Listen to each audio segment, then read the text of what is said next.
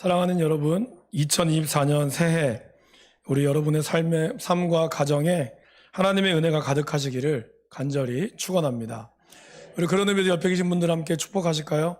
하나님의 새해에도 하나님의 은혜가 가득하시기를 기도합니다. 오늘 보니까 좀 감기에 걸리시고 그래서 독감 환자분들 좀 많으신 것 같고 그런 것 같습니다. 여러분, 아무쪼록 오늘도 날씨가 되게 추워진다고 합니다. 오늘부터. 그래서 몸 관리 잘 하시고 또 올해 건강하게 또 보내실 수 있기를 바랍니다.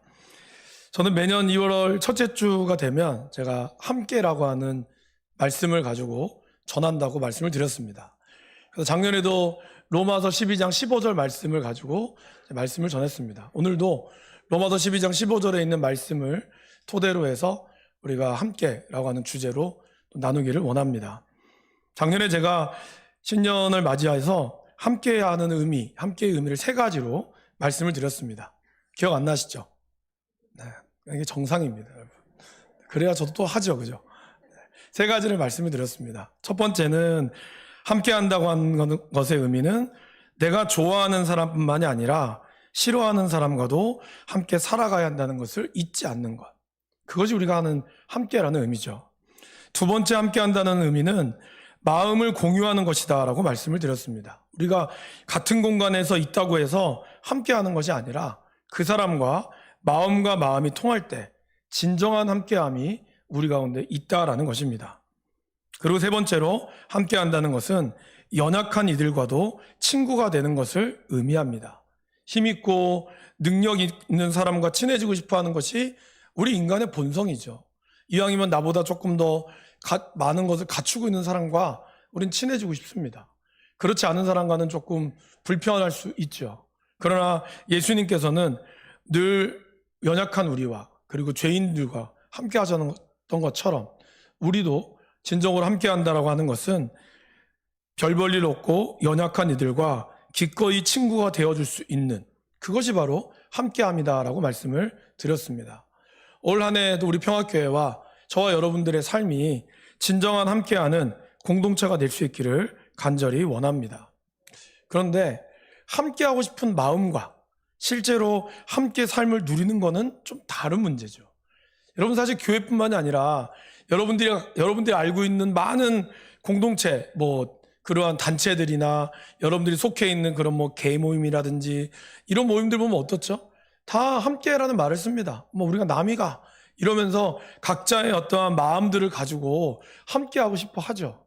그러나 함께하고 싶어 한다고 해서 다 함께가 될까요? 이게 그렇지가 않다는 겁니다. 특별히 오늘 우리가 읽은 이 11장의 말씀도 함께하고자 하는 사람들이 모여서 시작했던 것이 바로 이 바벨탑이라고 하는 탑이죠. 11장 1절에 이렇게 기록이 되어 있습니다. 온 땅의 언어가 하나요, 말이 하나였더라. 이 언어와 말은 이제 조금 뉘앙스는 다르지만 비슷하다고 이제 볼 수 있다면 언어가 하나였다. 이거 뭘 의미할까요, 여러분? 그냥 단순히 영어 이런 언어가 아니라 딱 하나의 언어다라는 뜻도 되겠지만 언어라고 하는 것에는 뭐가 담겨져 있을까요? 사람의 마음과 생각이 담겨져 있습니다. 언어는 우리의 마인드를 담고 있는 거죠. 일본이 우리나라를 침입하고 우리나라를 이렇게 점령해서 가장 먼저 했던 것 중에 하나가 뭘까요? 바로 이름을 바꾸는 창씨개명과 함께 또 뭐였습니까? 언어를 말살하고자 했습니다. 그래서 그 언어를 지키는 자들과 언어를 빼앗으려고 하는 자들의 치열한 그런 박해가 있었죠. 그것을 이제 주제로 한 영화가 몇 년 전에 했던 말모이라고 하는 영화입니다. 그 한글 학자들이 우리나라의 학자들이 전국 팔도 강산에 있는 모든 방언들을 다 모아서 사전을 편찬하려고 했죠. 그런데 친일파와 일본 순사들이 그러한 언어를 민족 말살 정책의 일환으로 사전 편찬을 막았던 일이 역사적으로 기록이 되어 있습니다. 왜 그랬을까요, 여러분? 그냥 다스리기만 하면 되는데 그들이 우리나라 말을 쓰든 무슨 상관이 있을까요? 언어에 마인드가 담겨져 있기 때문입니다. 그러기에 여러분, 제가 말씀드렸듯이 우리가 어떤 말을 하느냐에 따라 그 말대로 되는 거예요. 그래서 제가 얘기했죠. 바보라 그러면은 바보가 된다고. 그러니까 아무리 화가 나도 어떻게 된다고요? 야, 이 복받을 놈아, 이렇게 하는 거죠. 예수님을 안 믿고 우리를 괴롭히는 사람이 있어요? 그럼 어떻게 되죠? 예수 믿고 천국 가버려라, 이렇게 축복을 해야 되지, 같이 그들과 함께 거친 언어를 쓰면은 안 된다는 겁니다. 왜냐하면 내 말에 우리의 마인드가 담겨져 있기 때문이라는 것이죠. 그만큼 오늘 11장 1절의 말씀은 단순히 언어가 하나다라는 게 아니라 사람들의 생각이 하나로 였다라는 거예요. 정신이 하나였다는 것을 의미합니다. 노아의 홍수의 사건 이후로 사람들은 어느 쪽으로 이동했을까요? 동쪽으로 이동하기 시작했습니다. 2절에 보시면 이에 그들이 동방으로 옮기다가 시날 평지를 만났다라고 이야기합니다. 근데 여러분, 성경에서 동쪽으로 옮겼다라고 하는 것은 하나님으로부터 멀어졌다라는 것을 상징합니다. 그래서 아담과 하와가 에덴에 어디로 쫓겨났을까요? 동쪽으로 쫓겨났습니다. 가인이 아벨을 죽이고 나서 그들이 어디에다가 성을 만들었을까요? 동쪽에다가 만들었어요. 그래서 동쪽으로 간다라는 것은 하나님으로부터 멀어진다는 것을 성경은 의미합니다. 우리가 알고 있는 성막의 문은 하나죠. 그 문의 하나는 어느 쪽에 되어 있죠? 동쪽에 있습니다. 그러면 이게 무슨 말일까요? 동쪽으로부터 서쪽으로 들어오는 문, 결국 구원으로 들어오는 문은 죄로부터 안으로 들어온다라는 의미가 담겨져 있습니다. 그래서 동쪽에 성막의 문이 있는 것이죠. 이처럼 동쪽으로 향하여 나간다라는 것은 인간이 하나님으로부터 멀어졌다라는 걸 뜻합니다. 그래서 오늘 창세기 11장에서 나오는 이들이 언어가 하나고 생각도 하나였는데 이들이 동쪽으로 갔다는 것은 그들이 하나님으로부터 멀어졌다라는 것을 보여주는 것입니다.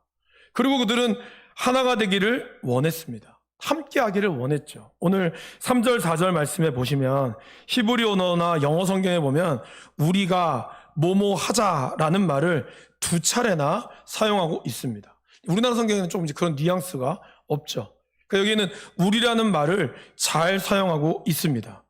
그래서 그들은 그것으로부터 하나가 되기를, 함께하는 것에 귀한 의의를 두고 함께하기 위해서 그들이 뭘 지었을까요? 성읍과 탑을 건축했습니다. 이 성읍과 탑을 건축하기 위해서 벽돌로 돌을 대신했고 역청으로 진흙을 대신했습니다. 여러분, 이 절이 정말 인류에 있어서 중요한 절입니다. 왜 그랬을까요? 여기에 불의 발견이 있었다는 거죠. 그동안 돌은 사람들이 가지고 있는 자연의 돌을 이용해서 집을 지었습니다. 그리고 아니면 나뭇가지를 이용해서 집을 지었죠. 그러면 그러한 집은 어떻게 하죠? 힘이 없습니다. 나무로 집을 지어봤자 몇 층으로 올릴 수 있을까요? 못 올립니다. 돌로 집을 지어봤자 몇 층이나 올릴 수 있을까요? 자연적인 돌은 이렇게 흔히 얘기하는 이렇게 왁구라 그러죠. 이런 게 안 맞기 때문에 더 이상 높이 올라갈 수가 없습니다. 그런데 벽돌을 만들었던 거예요. 벽돌을 만들었다는 것은 불을 발견했다는 것이고 불을 통하여 불로 돌을 일정한 규격으로 만들었다는 것을 의미합니다. 그건 뭘 의미할까요? 벽돌로 더 많은 것들을 지을 수 있는 인간의 능력이 향상되었다는 것을 의미합니다. 바로 기술의 발전으로 하여금 하나님 이들이 그러한 집을 지을 수 있는 능력이 생겼다는 것이죠. 사실 이 본문 때문에, 이러한 본문으로 인해 어떤 학자들은 그래서 인류가 과학이 발전하는 것이 하나님의 복이 아니다라고 얘기하는 사람들이 있어요. 그러나 그거는 좀 억측이죠. 사실 하나님은 과학이 발전하거나 우리의 문화가 발전하는 것을 말리지 않으셨습니다. 하나님의 형상을 지음받은 우리들은 하나님이 주는 지혜와 지식을 따라서 우리의 지식이 늘어날 수 있습니다. 그것으로 인하여 좋은 과학자들, 좋은 어떤 건축자들이 나오는 것을 하나님은 기뻐하십니다. 문제는 이것을 통하여 이들이 어떠한 목적으로 이것을 했냐라는 것이죠. 많은 사람들이 좋은 의도로 시작했으나 결국에는 문제가 된 일이 많은 것처럼 오늘 이 바벨탑 사건도 그러했다라는 것입니다. 이들이 바벨탑을, 성읍과 탑을 건설하는 목적은 크게 세 가지였죠. 첫 번째는 탑 꼭대기에 하늘에 닿게 하는 거였어요. 탑 꼭대기 하늘을 닿게 하는 거였습니다. 혹시 그림 한번 보여줄 수 있으실까요? 사진을? 네. 이것이 그 당시에 있던 지구라트라고 하는 바벨탑입니다. 하나 더 보여줄까요? 안에 있는 내부를 보시면 그림 조금 멀리 되어 있는데 저 꼭대기에는 제단 같은 게 있습니다. 그러니까 이제 제사를 드릴 수 있는 곳을 그들이 지었죠. 어떻게 보면 저 꼭대기에까지 올라가서 하나님께 예배하는 것 같이 보이지만 두 번째 목적에서 그 의미가 다르다는 것을 알 수 있습니다. 두 번째 목적은 뭐였을까요? 우리 이름을 내자라는 거였어요. 여러분, 우리 이름을 낸다는 게 무슨 의미가 있을까요? 이게 히브리어를 직역하면 이런 뜻입니다. 우리가 스스로 우리를 위해 이름을 짓자라는 뜻이에요. 집에서 아이가 태어나면 이름을 짓죠. 그 장명을 누가 하십니까? 남편이 하거나 아니면 집안이 뭐 어른들이 하시죠. 그러니까 이름을 짓는 이 장명권은 누구한테 있어요? 그 집안에 가장 힘 있는 사람한테 있는 거예요. 그러니까 그러면 성경에서 우리가 이름을 지을 수 있는 것은 누구의 권세에 있을까요? 하나님의 권세에 있다라는 겁니다. 그래서 창세기 12장에 보면 하나님이 아브라함을 축복하시고 이렇게 얘기하죠. 내가 너로 큰 민족을 이루고 내게 복을 주어 내 이름을 창대케 하리니 너는 복이 될지라. 하나님만이 아브라함을 창대케 할 수 있었습니다. 그 이름을 크게 할 수 있었어요.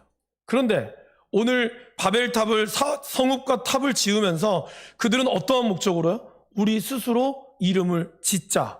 그 말은 뭘까요? 하나님께서 지으실 장명권을 그들 스스로가 그들의 이름을 내기로 작정했다라는 것입니다. 곧 하나님이 하실 수 있는 것을 자신들의 기술과 능력이 높다고 생각하면서 하나님만이 하실 수 있는 것을 스스로 할 수 있다라고 착각하게 만들었다라는 것입니다. 내가 이 정도의 능력이 있고 우리가 이렇게 하늘을 높이 쌓으면 하나님 앞에 도달할 수 있다. 그들은 그렇게 생각한 거죠. 곧 그들이 만든 그 재단은 하나님을 높이기 위한 재단이 아니었어요. 하나님께 영광을 돌리기 위한 재단이 아니라 자기가 하나님이 되었다라고 하는 스스로 높이기 위한 재단이 되어버리고 말았다라는 것입니다. 바로 하나님께 반항하고 하나님처럼 되고 싶어하는 그러한 모습을 뜻하는 거죠. 기술이 되니까, 능력이 되니까 마치 하나님처럼 될 수 있다고 하는 교만한 모습을 보여주고 있는 것이 바로 이 사건이었다라는 것입니다. 여러분, 하나님처럼 될 수 있다 생각나는 거 없습니까? 바로 아담과 하와를 유혹했던 사단, 바로 들짐승인 뱀이 아담과 하와를 그렇게 유혹했죠. 내가 이걸 먹으면 하나님처럼 될 수 있다. 그러니까 사람은 끊임없이 하나님처럼 될 수 있다는 것에 대해서 끊임없는 유혹과 욕망이 있다라는 것입니다. 여러분 어떠십니까? 우리가 처음에 아무것도 가진 것이 없을 때, 저와 여러분들이 아무것도 가진 것이 없을 때는 정말 기도 말고는 할 게 없었어요. 진짜 기도를 붙들고 우리가 나왔습니다. 우리의 부모님들이 배우지 못하시고 아무것도 못 배웠을 때는 아이들이 학교 가서 두들겨 맞아도 오히려 당연히 맞고 있다고 생각했어요. 그만큼 선생님의 권위가 대단했죠. 그러나 지금 어떻습니까? 이제 오히려 선생님들보다 학부모님들이 더 많이 배웠습니다. 이제 교회에서 신앙생활하면서 우리는 부도 누리게 되고 많은 것들이 필요 없이 스스로 보기에도 다 누릴 수 있는 시대가 되어버리고 말았어요. 그러면서 우리가 모르게 바벨탑을 쌓아가고 있다는 것입니다. 나도 모르게 내 스스로가 내 이름을 내기를 원했고 내 스스로가 나의 이름이 하나님 앞에 올려지기를 원하는 그러한 모습을 우리가 가지고 있다는 것입니다. 그래서 선생님이 혼을 내도 부모들이 찾아와서 선생님 멱살 잡고 당신이 뭔데 내 아이 혼내냐고 이러한 권위들이 무너지고 있다는 것이죠. 여러분 왜 그럴까요? 우리 스스로가 교만해졌기 때문이에요. 내가 스스로가 많은 것을 할 수 있다고 누리기 때문입니다. 그러기에 신앙도 내가 스스로 하나님이 되어버리는 분들이 너무 많이 있다는 것입니다. 세 번째 목적은 뭐였을까요? 흩어짐을 면하자였어요. 참 아이러니하죠. 자기가 그렇게 뛰어나고 위대함에도 불구하고 사람들은 늘 흩어지는 것에 대한 두려움이 있어요. 그래서 그들은 뭉치면 살고 흩어지면 죽는다. 이러한 캐치프레이즈를 가지고 있죠. 그래서 지연, 학연, 어느 출신, 어디 지역 출신, 이것 되면 더 동질감을 느끼고 더 우리는 그렇게 마음으로 하려고 하는 거죠. 그 안에는 우리 가운데 있는 이런 흩어짐을 면하자고는 두려움이 있었던 거예요. 가인 때부터 하나님을 떠난 자들에게 어떤 게 뭐였을까요? 두려움이었어요. 아담과 하와가 선악과를 먹고 나서 가장 먼저 그들은 자기의 부끄러운 것을 가리고 하나님이 불렀을 때 그들은 두려워했다고 그랬습니다. 하나님으로부터 멀어진 사람들의 두려움은 뭘로 이어질까요? 자기들 안에 뭉치는 것으로 이어진다라는 것입니다. 여러분, 연합이 나쁜 것은 아닙니다. 하나님도 성부, 성자, 성령이 연합하셨습니다. 함께 연합하는 것이 나쁜 것이 아니에요. 그러나 무엇 때문에 연합하느냐가 중요하다라는 것입니다. 그들은 자기를 보호하기 위해서 연합했고 자기의 이득을 위하여 높이 쌓았습니다. 그럼 여러분, 그렇게 높이 쌓았던 결과가 뭘까요? 정말 그들이 쌓은 그 높이가 하나님의 눈에, 하나님의 땅까지 올라갔을까요? 그들이 쌓았던 높이가 하나님 나라에 도달되고 정말 그들이 하나님이 내 이름을 기억할 정도로 높이 쌓았을까요? 그 말씀이 바로 5절에 나옵니다. 5절 한번 읽어보실까요? 11장 5절입니다. 여호와께서 사람들이 건설하는 그 성읍과 탑을 보려고 내려오셨더라. 아이러니하게도 인간은 굉장히 높이 탑을 쌓았는데 하나님 입장에서는 안 보이는 거예요. 이들의 이름도 안 보이고 이들이 아무것도 안 보이는 거예요. 그래서 하나님이 답답해서 내려오신 겁니다. 사실 여기에는 이 수많은 히브리어 단어들이 있거든요. 이 단어에는 그곳이라고 하는 명사와 명예라고 하는 이름이 있어요. 그래서 그들이 명예를 위해서 그곳에 쌓았다. 그런데 하나님께서 명예가 안 보여서 그곳에서 내려왔다. 다 이러한 말장난으로 히브리어 오늘 11장 말씀이 이루어져 있습니다. 그리고 하나님이 그들을 내려와서 보니까 이렇게 놔뒀다가는 아무도 이 하는 일을 막을 수 없게 된 거예요. 이 말은 인간의 위대함이 신이 감당이 못할 것이라는 뜻이 아닙니다. 실제로 여러분, 이거에 대한 기록에는 이렇게 나와 있습니다. 사람들은 동쪽과 서쪽에 7층을 가진 탑을 건축했습니다. 높이는 약 11,200m, 번역본에서는 43,000m의 높이라고 합니다. 사실 이건 좀 과장이 좀 있어요. 성경에는 이러한 역사에는 과장이 좀 있습니다. 옛날의 역사에는 그걸 염두에 두시길 바랍니다. 그리고 그것은 어떤 사람이 탑 꼭대기에 올라가는 데까지 1년이 걸렸다고 합니다. 벽돌을 지고 올라가는 길과 사람이 내려오는 길은 다른 쪽에 있었는데 사람들이 그 탑을 오르락 내리락 할 때마다 어떠한 일이 발생했을까요? 많은 벽돌을 지고 올라가다 보니까 거기에 걸려 넘어져서 죽는 사람들이 생기기 시작했다라는 겁니다. 근데 문제는 사람들이 죽으면 그 죽은 사람에 대해서는 관심이 없고 벽돌이 자기 이름이 새긴 벽돌이 떨어지는 거에 대해서 울었다고 표현하고 있습니다. 왜 울었을까요? 그 벽돌을 다시 가지고 올라가야 되는 것이 너무 힘들기 때문에. 그러니까 사람이 죽는 것보다 벽돌 한 장이 더 소중했던 시대가 바로 이 시대였어요. 사람의 생명값이 벽돌 한 장 값도 못했던 그러한 시대였다는 것입니다. 여러분, 이들이 왜 모였죠? 이들이 자기네들이 함께 모여서 뭉쳐서 죽지 않으려고, 함께해서 우리가 함께 마음을 도해서 잘 살아보자고 모였어요. 그래서 벽돌을 쌓았어요. 그러나 싸우면 싸울수록 그들은 어떻게 됐을까요? 그들의 생명보다는 벽돌 한 장의 무게가 더 중요한 시대가 되어버리고 말았다라는 것이죠. 그리고 여러분, 벽돌이 그냥 나옵니까? 벽돌을 만들기 위해서는 불을 지펴야 되고요. 불을 지피기 위해서는 벽돌을 잘라야 되고요. 이러한 모든 과정에 수천 명, 수만 명의 사람이 동원되어야 했다라는 것입니다. 그러면 그 일은 누가 했을까요? 힘없고 가난한 사람들. 바로 아이들과 힘없는 노인들이 이 일들을 감당했다라는 겁니다. 돈 많고 힘이 센 사람들은 벽돌을 지으러 나르지도 않았답니다. 그냥 그곳에서 사람 시키기만 했다는 거죠. 뭔가 잘못된 거죠. 그들 스스로가 하나 되기를 원했고 한 마음으로 가기를 원했지만 결국 이렇게 되면 하나님 보시기에 인간은 다 죽고 말 것이다. 하나님은 그렇게 여겼던 거예요. 그래서 홍수 이후에 하나님이 심판했지만 홍수 이후에도 하나님이 심판하지 않았던 게 뭘까요? 바로 언어의 통일이었어요. 6절에 보세요. 여호와께서 이르시되 이 무리가 한 족속이요 언어도 하나이므로 이같이 시작하였으니 이후로는 그 하고자 하는 일을 막을 수 없으리로다. 홍수로 인하여 많은 사람들이 죽고 다시 인류가 시작되었을 때 하나님은 그럼에도 불구하고 그 인류가 온전히 퍼져나갈 수 있도록 언어는 하나로 만들었다는 거예요. 그들의 마음은 하나로 만들었는데 이들은 그 하나된 마음을 가지고 오히려 하나님을 대적하는 데 사용했다라는 것입니다. 그래서 하나님은 결국 그들의 교만과 허영에 대해서 심판하실 수밖에 없었습니다. 그것이 바로 언어가 흩어졌다는 것이죠. 그러나 동시에 이들을 살리기 위한 하나님의 은혜였다라는 것입니다. 언어를 흩어버리지 않으면 이들은 도저히 그들 가운데 생존할 수 없다라는 것을 하나님은 보여주었다라는 것입니다. 하나님이 가지고 있는 가장 무서운 심판이 뭘까요? 저는 개인적으로 무관심이라고 생각합니다. 로마서 1장 26절에 보면 이렇게 나와 있죠. 하나님께서 그들을 부끄러운 욕심에 내버려 두셨다. 그러니까 그들이 그 죄에 짓도록 가만히 냅두는 거예요. 가만히 냅두면 어떻게 될까요? 결국 인간은 서로 물고 물려서 욕심에 사로잡혀 있는 인간은 결국 죽는 것밖에 안 된다는 것입니다.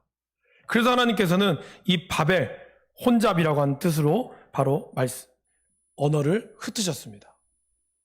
그런데 여러분, 언어가 흩어졌기 때문에 과연 인류가 나눠졌을까요? 아닙니다. 이미 이들은 동쪽으로 가는 순간부터, 하나님으로 멀어지는 순간부터 이들의 마음들이 흩어졌다는 것이 중요합니다. 여러분 보세요. 어떤 남자와 여자가 뭐 부부싸움을 하거나 아니면 친구들끼리 싸울 때 이런 말 할 때가 있죠. 말이 안 통한다. 근데 여러분, 아내와 남편이 중국말하고 아내가 미국말 해가지고 말이 안 통하는 게 아니잖아요. 같은 말을 분명히 하거든요. 같은 한국말을 하는데도 불구하고 말이 안 통한대요. 왜 그럴까요? 사람들의 마인드가 듣고자 하는 마음이 없다는 거예요. 결국 이들의 언어가 혼잡해진 거는 단순히 언어가 중국어를 쓰고 한국어를 쓰고 영어를 써서가 문제가 아니에요. 마음이 통하지 않으니까, 자기 말밖에 안 하니까, 다른 사람의 말을 안 들으니까 혼잡한 것입니다.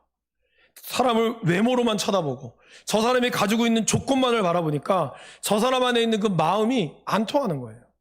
오히려 말이 안 통해도요, 언어가 달라도 막상 저희가 티벳이나 저 티벳도 가보고 이번에 캄보디아도 가지만 저희 갔을 때도 언어를 제대로 배우지 않았거든요. 그럼에도 불구하고 적어도 기본적인 생활을 하는 데는 별로 어렵지 않았습니다. 왜냐하면 우리가 영혼을 사랑하는 마음이 동일하거든요. 그 마음들을 사람들은 느낀다는 겁니다.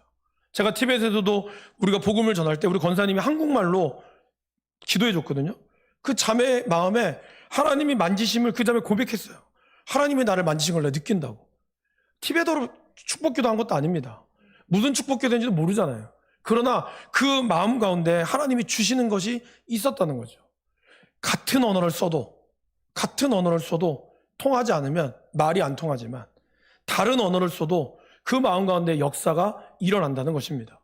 바로 시나이 평지에 있었던 이 사건, 사람이 가장 살기 좋은 땅이었던 이 이라크 지역의 시나이 평지였지만 인간의 교만으로 인해서 그 땅은 사람이 살 수 없는 땅이 되어버리고 말았다라는 것입니다. 이것이 인간이 가지고 있는 죄악이었죠. 그리고 이것이 우리 스스로가 함께하기를 원하지만 인간의 힘으로 함께하고자 할 때는 결국에는 망할 수밖에 없다라는 거예요. 그럼 우리는 어떻게 돼야 될까요? 성경은 그러한 인간이 망할 수밖에 없었던 함께하는 것에 또 다른 반대의 모습을 우리에게 보여주고 있습니다. 그것이 바로 사도행전 2장에 나왔던 바로 다락방 사건이죠. 오순절에 사람들이 다 같이 다락방에 모였을 때 성령이 그곳에 임하셨습니다. 다락방은 작고 초라한 곳이죠. 바벨탑과 시날 평지에 있는 탑과 비교해보면 아주 초라한 곳이고 아주 자그마한 곳입니다. 그런데 그곳에 120명의 사람들이 모였을 때 하나님이 그들에게 성령이 임하셨고 성령께서 그들 가운데 역사했을 때 다른 언어로 말하기를 시작했다고 얘기합니다. 120명의 사람들이 다 각자 다른 말을 쓰기 시작했어요. 근데 그곳에 이 오순절을 지키기 위해서 전국 각지에서 온, 세계 각지에서 온 사람들이 그들의 말을 듣고 깜짝 놀랐다고 합니다. 왜 놀랐을까요? 자기네들이 쓰는 말을 여기 있는 예루살렘에 있는 사람들이 썼기 때문에 놀란 것도 있지만 또 하나 놀란 이유는 뭘까요? 각자 다른 말을 썼는데, 다른 언어를 썼는데 그들이 하는 말이 똑같았다는 거예요. 뭐였을까요? 바로 하나님을 찬양하고 천국의 언어를 그들이 썼다는 겁니다. 120명의 사람들이 다른 말을 썼어요. 중국어, 한국어 다 다른 말을 썼지만 성령이 그들 가운데 임하니까 그들 가운데 하나의 언어로, 하나의 말로 하나의 마인드로 성령이 그들 가운데 역사했다라는 것입니다. 무슨 일이 있었을까요? 주님이 함께 했을 때 그들이 다른 언어 가운데도 하나님의 역사가 이루어졌다라는 것입니다. 이들은 다락방에 왜 모였습니까? 자신의 이름을 높이기 위해서 모인 것이 아니었습니다. 하나님의 은혜를 구하기 위해서 모였어요. 그리고 그곳에서 하나님은 역사를 이루셨습니다. 바벨탑은 창대하기 시작했습니다. 그러나 마지막엔 초라하게 끝났죠. 다락방은 어땠습니까? 초라하기 시작했어요. 120명의 사람들이 아주 초라하게, 그것도 걸릴까봐 무서워서 그냥 그들은 모여서 기도했을 뿐이었어요. 그러나 성령이 그들 가운데 임하자 하나님은 그들을 작게 시작하였으나 날로 날로 뻗어가도록 하셨다라는 것입니다. 그러기에 사랑하는 여러분, 우리의 힘으로, 우리의 능력으로 함께를 이루려 마시기를 바랍니다. 우리 주님과 함께 할 때만이 온전한 하나됨이 가능하다라는 것입니다. 초대교회는 그러기에 성령이 역사하셨기 때문에 외모로 사람들을 취하지 않았어요. 그래서 여자들뿐만 아니라 거기에는 니그로인도 있고요, 흑인, 백인, 심지어는 헤롯 왕의 조카들까지 다양한 사람들이 모였습니다. 왜 그럴까요? 성령이 진정으로 하나 되게 만들었다는 거예요. 그러나 우리가 하나 되게 만든 것은 어떻습니까? 우리는 외모를 사람으로 볼 수밖에 없다라는 것이죠. 이 외모하니까 제가 이 비행기에 아픈 추억이 좀 있습니다. 제가 청년부를 담당했을 때 우리 청년들과 이제 제주도 수련회를 가려고 답사를 간 적이 있습니다. 그래서 저하고 청년 2명이 김포공항에서 이제 티켓을 끊고 들어가려고 하는데 거기 있는 공항 보안대 직원이 저를 딱 보면서 패스포트 딱 얘기를 하는 거예요. 그 여권을 달라고 하는 거예요. 그래서 제가 깜짝 놀라서 제가 한국말로 네? 그 얘기했어요. 그러니까 그 여자분이 더 놀라는 거예요. 아, 죄송합니다. 중국 사람인 줄 알았다는 거예요. 여러분, 제가 중국 사람을 싫어하는 건 아니지만 제가 중국 사람으로 보이십니까? 제가 너무 놀랐어요. 그래서 저 한국 사람이라고.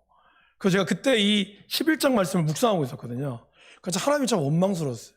왜 언어를 나눠가지고 이렇게 중국인 외모로 보게 하느냐. 여러분, 우리가 우리의 힘으로 하나가 된다는 것은 어떤 것이 있을까요? 하나 되기를 원하지만 우리는 연약해서 겉으로 사람을 외모로 판단할 수밖에 없다라는 것입니다. 그래서 야고보서에 보면 좋은 옷을 입고 들어온 사람에게는 좋은 자리를 안 주고 남루한 옷을 입고 들어온 사람에게는 너는 저 구석으로 들어가라. 그런 것이 야고보서에 있었던 교회의 모습이었다는 거예요. 외모로 보는 모습. 그런 모습이 오늘 우리 안에도 있을 수 있다라는 것입니다. 성령이 주님과 함께하는 모습이 없다면 우리들은 진정한 함께가 어렵다라는 것입니다. 지금 우리 사회는 어느 때보다 혼란한 시대를 맞이하고 있습니다. 같은 언어를 쓰고 있습니다. 그러나 서로 소통이 안 되고 있어요.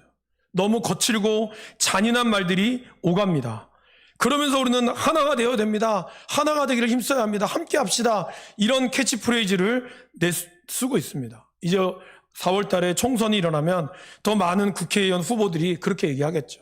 진정한 하나의 대한민국을 위해서 힘씁시다. 수고하겠습니다. 얘기하겠죠. 그들의 말이 틀린 말이 아닙니다. 그러나 문제는 그들의 마음속에 가지고 있는 그 의도, 자기를 드러내고자 하고 자기를 온전히 높이고자 할 때는 오히려 바벨탑을 쌓아질 수밖에 없다라는 것입니다. 교회도 마찬가지입니다, 여러분. 교회 안에서도 얼마든지 바벨탑을 쌓아갈 수 있습니다. 우리가 교회 안에 모인다고 하지만 그 모임 가운데 하나님이 없고 그 모임 가운데 나를 드러내고자만 한다면, 내가 그냥 주장하기를 원한다고 한다면 교회는 부흥할지 몰라도, 교회는 사람들이 많이 몰릴지 몰라도 그 교회는 바벨탑을 쌓는 교회가 되고 말 겁니다. 가정도 마찬가지입니다. 가정이 남녀가 같이 있고 사업이 잘 돼도 돈을 많이 벌어도 그 가정 안에 남편과 아내가 서로 마음을 통하지 못하고 그냥 돈만을 벌기 위해만 급급한다면 그 가정도 또 하나의 바벨탑으로 결국에는 망하고 말 거예요. 큰 집이 좋은 게 아닙니다. 중요한 거는 얼마나 그곳에 그리스도가 있느냐, 주님과 함께하고자 하는 마음이 있느냐, 있어야 한다는 것이죠. 그러기에 여러분, 우리에게는 다락방이 필요한 겁니다. 신할 평지와 같은 바벨탑, 큰 탑이 아닌 하나님을 만날 수 있는 말씀의 다락방, 기도의 다락방이 우리 가운데 있어야 한다는 것입니다. 그 다락방 가운데서 하나님의 말씀을 들으며 하나님의 음성을 듣는, 내 고집과 내 뜻을 버리고 기도의 자리가 있는 그 다락방이 우리 가운데 있어야 한다는 것이죠. 성령께서 역사하시면 달라질 수 있습니다. 그 길만이 우리의 가정과 교회와 사회가 진정으로 연합할 수 있고 복된 삶을 누릴 수 있는 길입니다. 사랑하는 여러분, 이제 우리는 내일부터 말씀의 통독이 시작이 됩니다. 진정으로 말씀으로 하나가 되고 말씀을 함께 읽고 함께 들으며 그 말씀을 묵상하는 가운데 하나님이 주시는 주님과 함께함이 먼저 되었을 때 우리가 함께할 수 있다는 거예요. 근데 우리가 함께하기를 원해서 주님이 뒷전으로 밀리면 결국 우리의 함께는 망할 수밖에 없다라는 것입니다. 그러기에 먼저 우리가 주의 말씀 앞에 그리고 주의 음성 앞에 먼저 주님과 함께 하시기를 결단하시기를 바랍니다. 그리고 나서 우리와 함께하는, 우리 공동체가 함께하는 그런 시간이 되었을 때 하나님께서 우리를 통하여 이 가정과 사회와 교회와 진정한 연합을 이룰 수 있도록 복된 삶을 누리도록 하실 것입니다. 그런 은혜가 있기를 2024년도 한 해 그러한 진정으로 주님과 함께함으로 우리와 함께 하시는 하나님의 일을 누릴 수 있기를 간절히 축원합니다.